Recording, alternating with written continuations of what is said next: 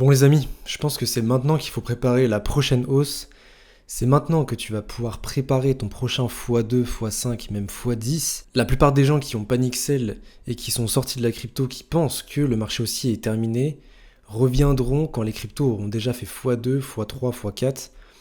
Et c'est ces gens-là qui serviront malheureusement d'exit liquidity.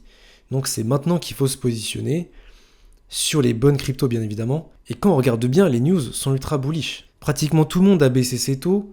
Il ne reste plus que la Fed maintenant pour vraiment apporter un vent de fraîcheur sur la crypto. Michael Saylor vient aussi d'acheter ses 700 millions de dollars de Bitcoin. On a eu un léger pump sur Bitcoin, mais encore une fois, c'est fragile, c'est pas réellement fort et ça se fait retracer à chaque fois.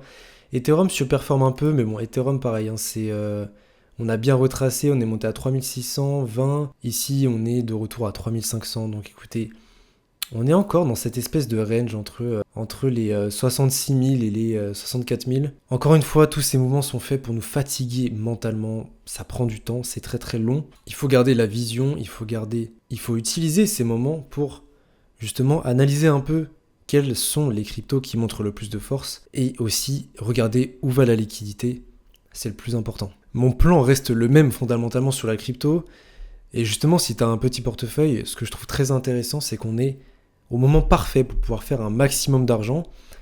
Pourquoi ? Parce que les moments où j'ai fait moi des grosses sommes d'argent, c'est des moments où il y avait une transition vers un écosystème qui est en énorme progression.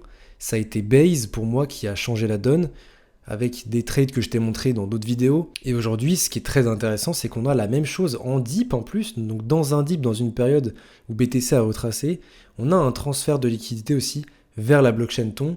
On a vu dans les dernières vidéos qu'il y avait des énormes chiffres sur les DEX, des chiffres de croissance, donc plus 400% sur des Dust. En un mois, c'est énorme, la TVL qui explose. Ton qui pour moi va exploser les 10 $.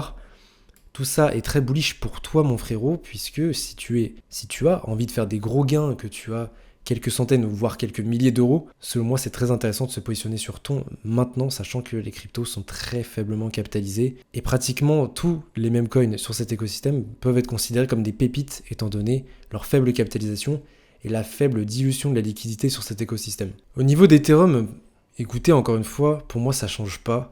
On a des très très bonnes news qui sont présentes sur le marché.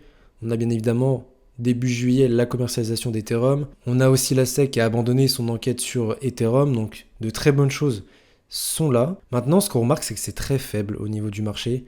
On n'a pas réellement de force.